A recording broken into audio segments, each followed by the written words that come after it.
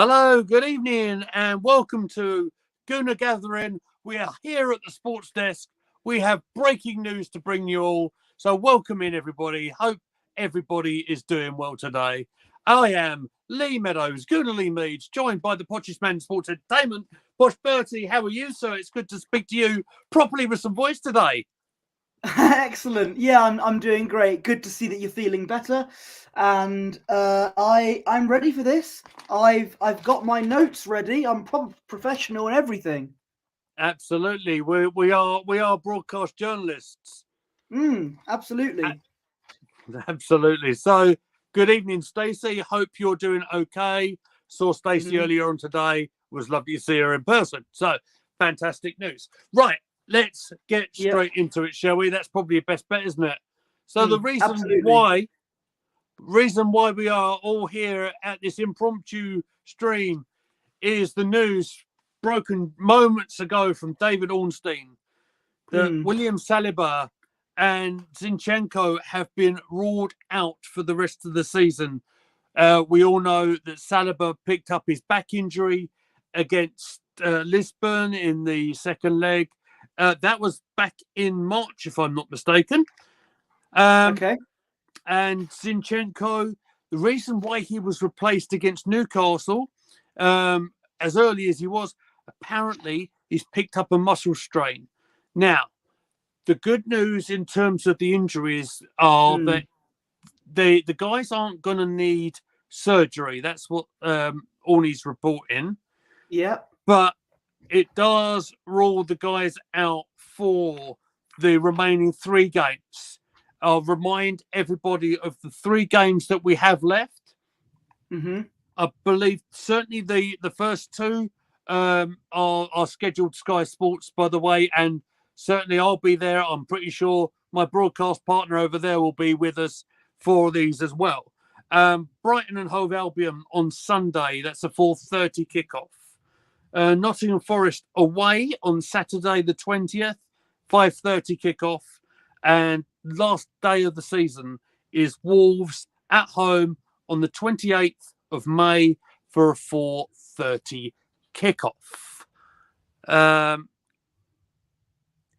KB Sports saying being sent on his Hello. bum by Murphy. And Stacey saying having a back problem, osteoporosis. I can sympathise with Saliba. Get that. Totally get that. So, bit of a bombshell news, Posh. I want to throw it to you for your instant reaction on that one, sir. First of all, it's good to see everyone in the chat today. KB Sports, good to see you. I was on a Absolutely. video with you on Fran's channel a few weeks ago. Yeah. And good to see you here. Yeah, look, obviously this is a bombshell. Saliba, I am not surprised about. It was expected that he was going to be out for the remainder of the season. I did hope that maybe the football gods would heal him in time for the Nottingham Forest game, at least. But I don't think there's going to be enough time for that. There is, thank you. And Zinchenko was very unexpected because I thought that, okay, maybe he did have a bit of a cramp against Newcastle and he'd be fine. Or it was just a tactical substitution because when Newcastle are coming at you, playing in an inverted fullback is probably not the best thing to do. So I thought maybe either it was just a little knock or the substitution was a tactical change. Yeah. I think Saliba is a massive blow, but it was expected. Zinchenko, obviously, it's not nice for players to get injured. But I think as long as nothing happens to Tierney, famous last words, I think we can manage. As long as Arteta doesn't say, right, Kieran, you're going to be inverted today. Because he can't play that. A bit like how he tried to play Rob Holding the way he wanted Saliba to play. A bit like when he wanted Rob Holding to play the same way as Saliba. It wouldn't work. So he needs to realise that Tierney is not an inverted fullback and needs to change that system a bit. Absolutely. I'll read this comment from KB Sports. It's funny enough, it's something that we just mentioned very briefly before we came on air. So he says, I knew Saliba was out for the season a month ago. You can't mess about with a back injury. that could be career threatening. Now, we kind of had a Yeah. little bit of a mess about kind of joke on one of our It streams. wasn't mess about from me. That was what you're about to say was a genuine concern from me. Well, regarding the in terms of comparisons. context, because we're massive wrestling nerds, as everyone will probably know who watches us, and we talked about how Shawn Michaels' career put on a 4-year hiatus after falling badly in a wrestling match. Now, it was back injury as well. That's exactly what my point is. And to take it back to Saliba, the injury was so innocuous.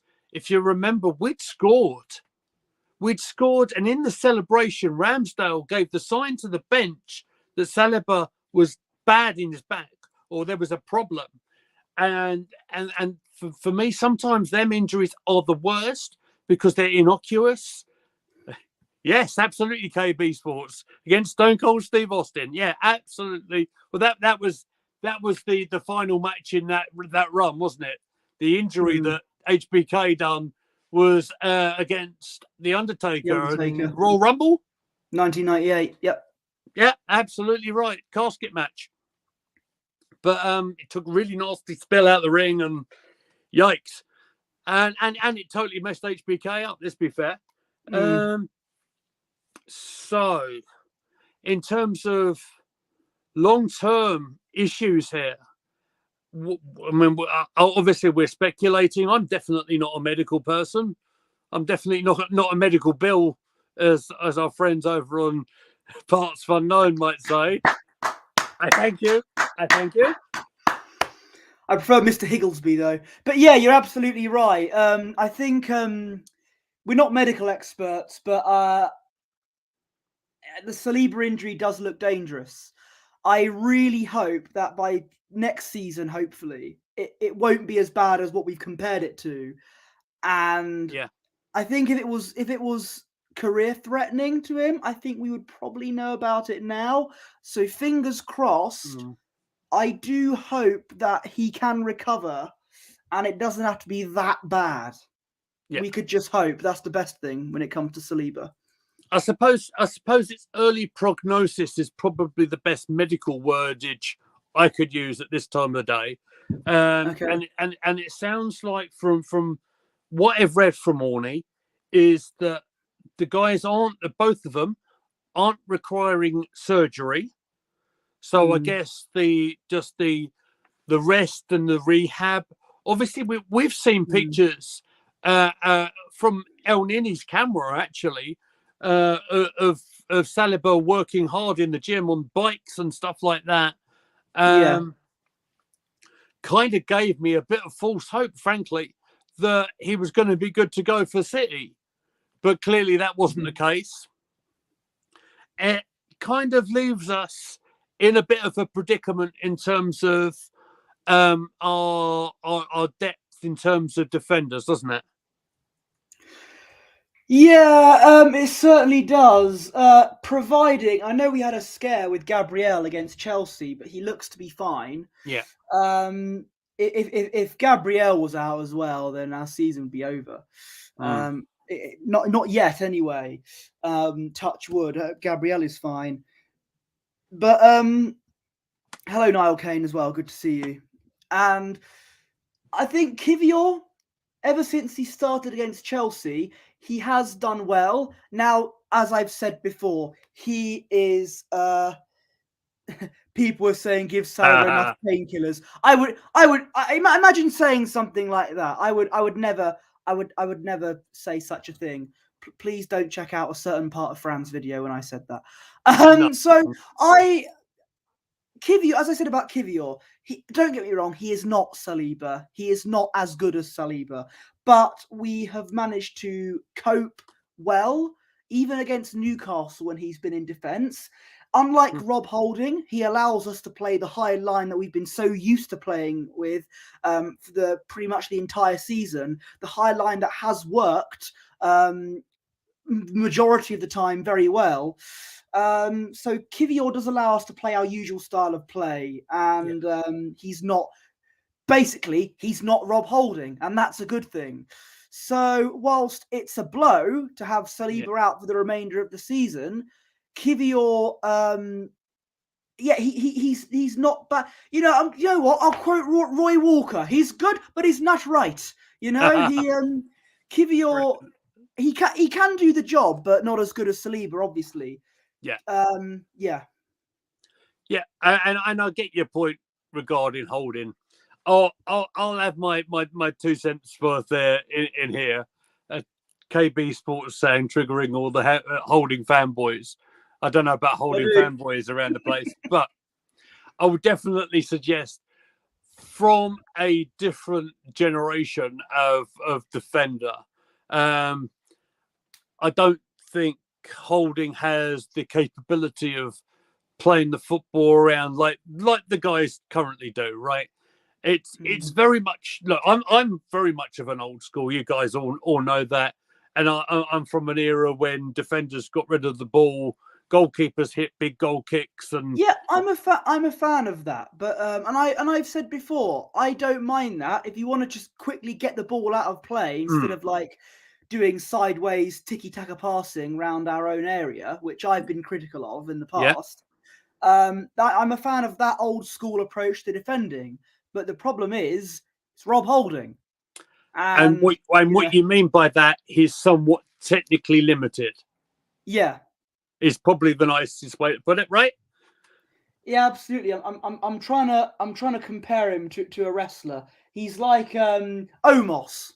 There you go. People think he should be pushed, but he's very limited. Yeah. And he's tall. I think we should probably lay off the wrestling references from about now on, right? Just for this one. And KB Sports is absolutely right. He's played pretty good for the couple of games that he's come in, and fair play to him as well. Because when I saw that it was the Chelsea game, he was introduced, wasn't it? I was nervous when you even suggested on our preview show. I remember it very clearly, saying drop in Rob. I thought that was a massive shout, but then and especially considering when I've been when I said that Kivior didn't, and these are my words, didn't set the world on fire against Sporting and against Liverpool when he came on briefly. Right, absolutely. But I thought anyone, just something different. We need something different, and we did. Absolutely right. And it's probably a case of a lot of things. I think it might be a bit of a confidence issue as well as everything else. Like I said, with limitations, I would say let's not forget he is of a Wenger a signing from a long time ago. But look, we'll see how Kivior will develop in terms of being as a long-term fixture in the side. I'm quite happy with how he managed to cope through Chelsea and through Newcastle. Let's see how he copes against a very good Brighton side over the weekend and coming forward for the rest of the season. After the battering against City, Arteta needed to experiment on a few players. How ironic that Kiwior and Jorginho have kept their places. Absolutely. Well, listen, when we signed those two, again, I was saying, why do they suit us? I've never heard of Kivior. I thought Jorginho was a bit of a misplaced signing, but boy, I have eaten, as you can probably tell, I've eaten tons of humble pie in the past few weeks because my second favourite sort of pie since he's come into the team.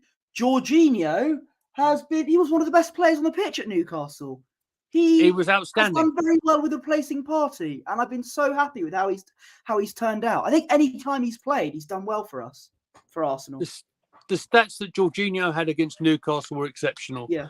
In terms of passing accuracy, in terms of moving the ball, winning duels, winning tackles, etc. I thought he was outstanding.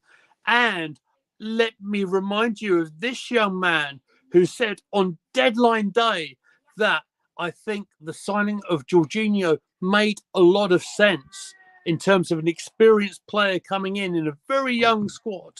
Mm. to potentially get us over the line. Now, boys And and girls, before you jump on me, I will can I say, when just you mentioned the finish? experience. Oh, sorry.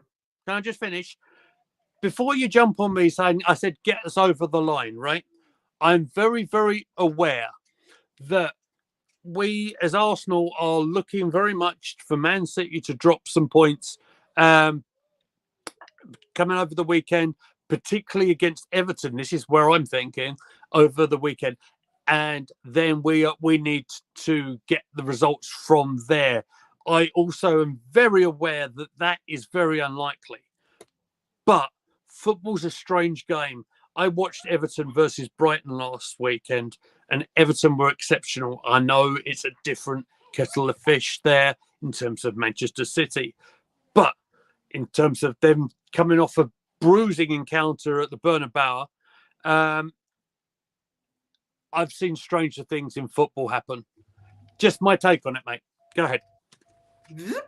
Okay. Yeah. You said that playing against relegation teams this point in the season is very tough because they're going to come out fighting. You know, West Ham and Southampton, for example. But no. But yeah, I think. Yeah, Everton were very well. I can't see them getting anything against Man City, though. Famous last words. What was I going to say? Because I completely forgot. What was it you interrupted me for? Well, I interrupted you for. It was about Jorginho, wasn't it? Possibly. I mean, yeah. It's an experienced head. I mentioned that was it. Lots of Arsenal fans keep talking about we need players who are experienced in these really pressurizing games, having winning mentality, etc. What completely went over my head when we signed Jorginho, Champions League winner, Euros winner. There you are, sir. So that is, you know, that is he knows, he's been there. He knows what it's like to win big old trophies. So I think actually he has. Yeah, that's a good positive trait when it comes to signing players like Jorginho, which I think some people need to focus on. I've learned from that. Yeah, and that's all part of the game that we play in terms of watching football. Sometimes we're very quick to judge things, knee-jerk reactions. Yeah, absolutely, and it's very, you know, especially from us as fans looking upon from the club as opposed to being amongst the club. It's you know, Arteta would have done a lot of work thinking about options in January. I'm sure of that. And for us to be able to bring in someone who knows Premier League as well, knows ball, if you like, it certainly will help a lot of the younger players. Yeah, absolutely, I agree with that. KB Sports, Jorginho grooming Declan Rice to take over his role, maybe. Interesting point, and maybe that will come to fruition in a few weeks' time. I mean, a lot of the talk with Declan, I want to kind of put on hold for a moment with us, because I think I was quite, in terms of like in previous lives coming into postseason and speculation. I don't really deal with speculation. I'd like to deal with facts, is what I like to deal with. To quote our good friend from Arsenal Forever, the history and more. Sorry, Arsenal history and more. Jez Collins. Just I'm dealing with facts, but yeah, absolutely right. Declan will be a wonderful addition. It's probably prime addition to our squad, I would hope, as well as a lot of other players. I think Arteta was quoted today saying that very much the blueprint of Man City in terms of having a couple of players for each position is definitely what Arteta is after. Yeah. Whether we can get that sort of quality of player in through, you know, in terms of getting it ready in time for not just maintaining, if not bettering our season in the Premier League, but also coping and competing competitively with the Champions League fixtures coming up for next season. I think it's crucial to get this business right. There'll be a lot of ins and outs coming up in the summer window. I'm pretty sure of that. Would you agree? Yeah, you are right about Arteta. He wants to progress well with this club. This is why I'm more lenient over Arteta than maybe some other people in the Gooniverse, as you called it once, which is a great name for the Arsenal online community. Because personally, he wants to do well with this club. He wants to win with this club, and he wants to get better players. Players I've mentioned time and time again, players like Declan Rice. But the thing is, the responsibility for signing players relies on Edu. This is an original line, by the way. Edu is responsible. Edu is the thank you. Edu is the kind of guy that if you ask him to get you a McDonald's cheeseburger, he'll come back with a Rustlers. And that's like that's a bit of the problem here. That's my concern. If Arteta had like full control over transfers and who he could sign, then actually we'd be doing all right. But I do fear that sometimes Edu wants to hold us back. Yeah. Okay. Well, I would say that on the back of the season that we are having, I would hope this is Arsenal going back onto the right sort of course after a long period after Wenger left, actually, and that long time away from Champions League, and having to perhaps endure a lot of these Europa League games, and with the issues of that in terms of it doesn't have the attraction, shall we say, of the lure of the upper echelon, if you like, of European football. I would hope, this is my hope, and I don't know anything. I'm merely a guy who loves wearing the shirts, and I love supporting the club as much as I do. I would really hope that we can go up that level and compete to a level where we can be proud about this football club again. Because it's been a rough few years, hasn't it? Let's be fair. And particularly you as a younger fan, sir.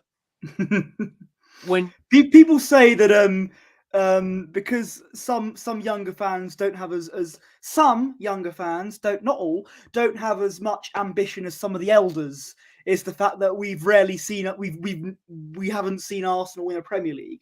They've won a Premier League in my lifetime, but I was 3, so we've not seen Arsenal hit the heights that the elder statesmen used to see.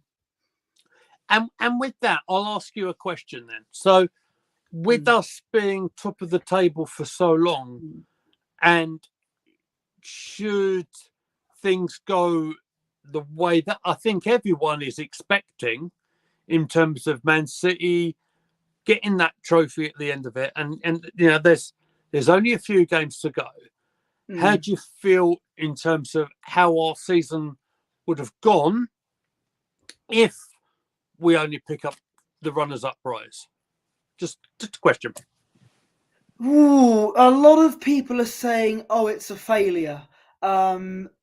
When it shows progress from us, considering where we were last season, where we finished 5th, and the season before, and also the season before when we finished 8th. It does show some kind of progress that we are moving up the league table.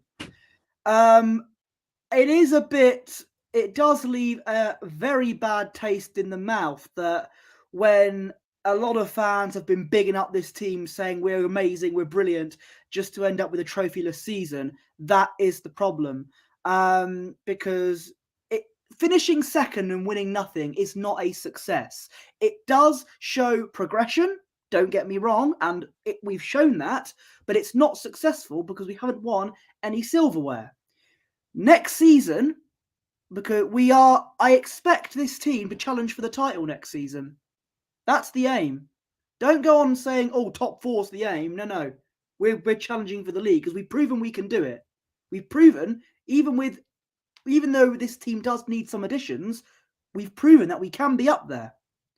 We need the right players to get us over that threshold and win us the league, because that's what I'm expecting us to do next season. Yeah, absolutely. I'm hoping for a higher level of player coming into the squad. I'm hoping for more of a depth in the squad. So when we have injuries like we've just talked about, we won't have concerns about certain younger players. There's one player I do want to bring up that we sort of obviously in terms of covering the injured players. We've mentioned Kivior, we've mentioned our thoughts on Holding. I would imagine the young lad that you helpfully reminded me of his name, because I couldn't remember it, to be honest. The young lad Walters, who's yet to make his first team debut, by the way. I don't even think he's featured in the what's it called, Carrier Bag Cup, I think is as one Jez Collins might have called it. I quite like that, the Carabao Cup, the Aldi Cup. Absolutely. No, that's the one that Tottenham released the DVD on. Of course, yeah. First trophy they've won since 2008, but yeah, precisely. But it's in terms of our squad depth being stretched to an extent that we are even mentioning passing a young kid who's not even debuted. Yeah. In terms of seriously contending for it, some people will say, this is before the Man City game, people were saying, right, we need to make something. We need to start Walters at right back against Man City. Mate, he's a young kid and you're putting him in the deep end against title challengers. No, don't do that. You don't want to set a kid up for failure, do you? That's the problem there, isn't it? You could affect his confidence massively. If I'm expecting him to start in some capacity or even come off the bench, it'll probably be if Man City win all their games and they win the league, the game against Wolves doesn't mean anything. That is probably when I expect some rotations, and Walters will probably start at right back. If we get to that situation, I'm hoping we don't. I'm hoping, fingers crossed, we keep winning, Man City slip up, and the situation might be different. But that's just wishful thinking at the moment. Stacey, lovely to see you as always. Take care, mate. Love ya. See you soon, all right, mate? Ta-da. So that I think we'll conclude talking about all that business. There are a couple of other bits of news that I want to bring you before we head off in a couple of minutes, I think, if that's all good with you, sir. Absolutely. So it was really good actually last night of Sam Wilson to message me and say, look, do you fancy doing a stream last night about covering the Arsenal ladies match? And it was a lot of fun. It was Arsenal against, funny enough, Brighton. How about that? During the match, the lineups were announced, and Matt Roberts' favourite player, I'll give her a quick mention. It's Leah Warty, dropped out of the side just before kickoff through an injury, but there was or an injury or illness. But she gave some news actually out today that she's just signed a new contract. She's going to stay with us at least for another season, which is fantastic news for the Arsenal ladies. She's a magnificent footballer. She's absolutely superb. She works ever so hard. You're going to have to take my word for that on that one, mate. I believe you. I've seen a couple of Arsenal ladies games, and they do play very well. I saw the Conti Cup final. Absolutely. And before we wrap up, I'll report from Fabrizio Romano today saying that there's going to be news coming out of the club very, very soon in terms of contract extensions for, this is back onto the men's side, by the way, regarding Ramsdale and Saka. Now, the reports are suggesting the contracts are pretty much agreed. We're just waiting for the major announcements. Yeah. I think they're still negotiating with Saliba. I don't know if it's somewhat compromised with the old back injury and stuff like that. That's merely speculation on my part. But your thoughts on Ramsdale signing, Saka signing, and what that means for us going forward? I think what's going to happen is, and I know what they're going to do, and I know people complain about this. I somewhat admire them for this because it's a devilishly genius move. When let's be honest, when Man City win all their games and we miss out on the league, and we're like, no, it's very bad. Very next day, hey, look at this shiny new thing. Ramsdale and Saliba, they're going to be with us next season. Look, and everyone goes, oh, yippee, we love Arsenal. It's a genius move, but you know why they're doing it. They're trying to make us forget about the bad stuff. It's clever, but no. In all seriousness, I'm very pleased that Ramsdale and Saka have extended their contracts. If what the dirt sheets are saying is true. Yeah. Ramsdale, a lot. He received some criticism for his performance against Southampton. Listen, that was one bad game. He's been one of our best players this season. Player of the season contender, as I mentioned. He's kept us out of danger so many times. He's not even hit his prime yet. He's not even hit the peak of his career. I reckon he's only going to get better, and I can definitely see him being England's number one day. I hope. And fantastic keeper. I'm pleased he's staying. Saka, of course, I'm always going to defend him to the death. Great. He's a lovely man. Oh, there it is. Golazzo.com, ladies and gentlemen, for all your customized shirt needs. Absolutely. Yeah. Saka. God bless you, Fran. So, and we'll mention Saka briefly. Obviously, his form has been a little bit in question of late, but his development from a young product coming through. Emery, I think, gave him his debut, and the way he's just brought him in. He looks so comfortable. It seems like he's been in that number 7 shirt for absolutely ages now. It makes it look very, very comfortable. Even in a bit of a dip of form, the kid's been absolutely incredible. He's showed incredible character through all the adversity that he's come through. He's an amazing, once in a lifetime, generational talent, in my opinion.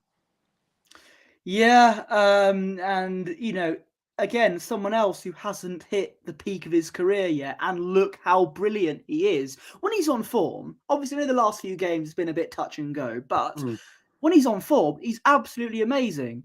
Look at how he, again, when he plays for England, the only time you can stop him is you have to be forced to get a penalty, to give away a penalty because you want to try and foul him. Yeah. But he's amazing, and I will defend Saka always. He's just so brilliant, and yeah, they call him the star boy for a reason because he's a boy and he is a star, and naturally a very humble young man as well. From everything, he just seems like a lovely guy, doesn't he? Doesn't he? He just seems so nice.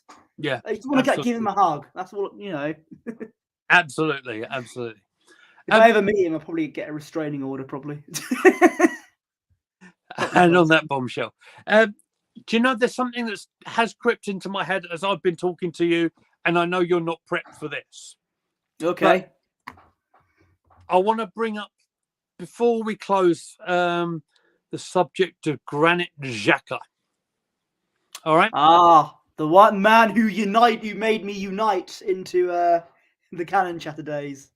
Absolutely. So there's a few rumblings going on the old Twitter machine and everything that potentially now Granit may be looking to go back to Germany at the end of the season.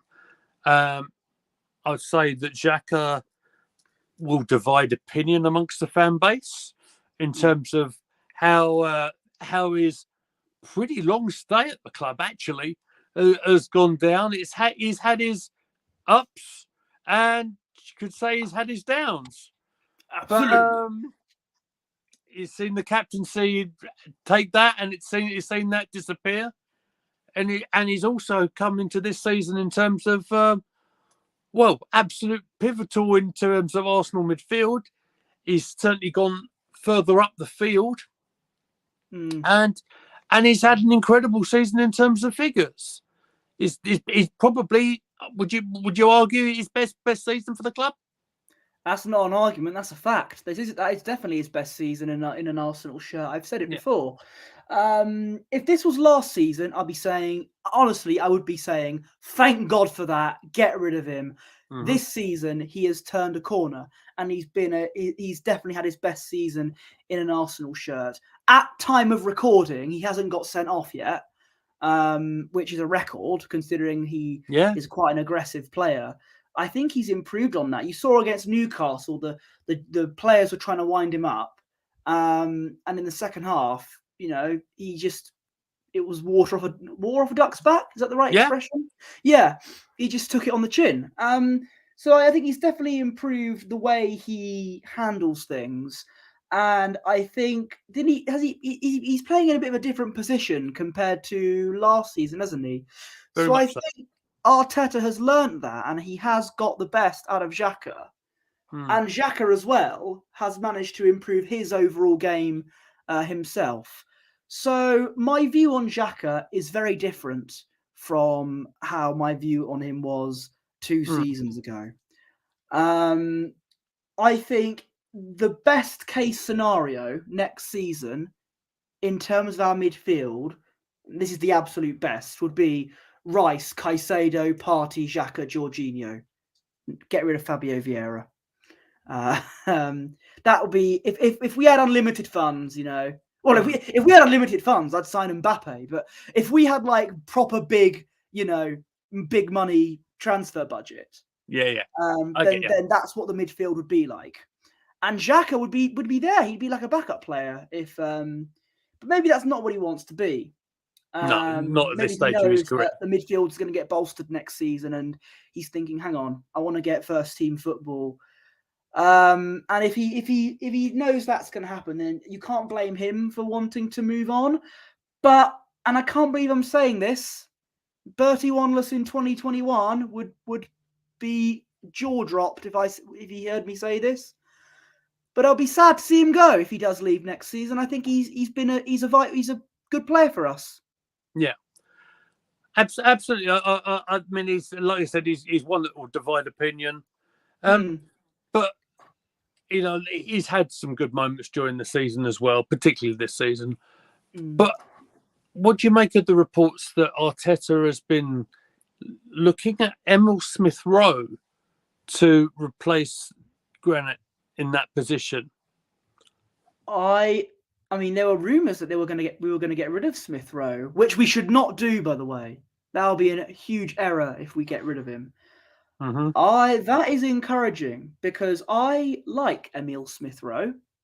I've wanted him to get more game time, and I know what I've just said about the midfield. It will be difficult for Smith-Rowe to fit in to that squad.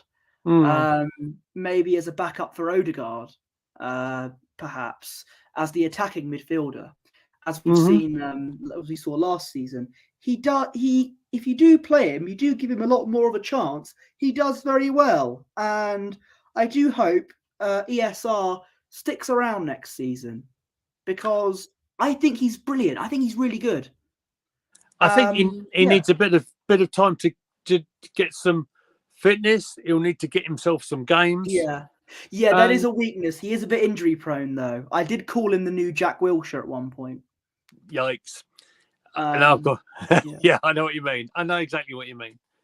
But who knows? I mean, this will be a conversation I'm pretty sure between all of us here on Gooner Gathering, we'll definitely have close season. But my just parting thoughts on Xhaka is, if it works best for him and his family, fair dues. If that's, in terms of his age as well, in terms of getting a decent transfer fee back, which is something also that Arsenal have not been particularly great at of late. It'd be nice to say goodbye on good terms, if you like, if that's going to be the case. And then, like I said, probably a good half hour ago or so, moving on to another sort of level of player, if you like. From what he's done, particularly this season, we'll look at Sunday and his all-round performance, his game management, kept his head and dealt with the ball quite nicely. But if it's the right time for him to go, as long as we can replace that quality, not just replace it, improve that quality, I probably should say, I'm probably all for that move. So I think that will probably just about do us for now, unless you wanted to give us a prediction for Brighton on Sunday. This is a bit of a standard prediction. 2-1 to Arsenal. Maybe 1-0. 1-0 I'll go with. I think it'll be... Here's the thing. This is where the conspiracy theory in me comes out. We hope that the sun shines. We seem to play better in the day when the sun is out, I notice. We do. So I hope it's a sunny day on Sunday. Let's hope it's a beautiful day and we won't let it get away. I'm going to go for an Arsenal 3-0 win over Brighton. And don't forget, myself and this beautiful man next to me will be here on Gooner Gathering. I think I'm just about back to health. I think I've managed to hold my ground in this 45 minutes or so.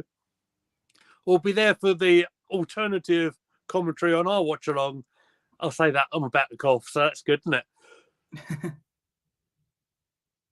But in terms of today's stream, guys, I want to say a massive thank you to Posh Bertie, firstly, for jumping on at very quick notice, because the video printer was going berserk in the other room, so printing out the breaking news. So we had to come to you and provide some entertainment for you all. So we hope you enjoyed our impromptu stream.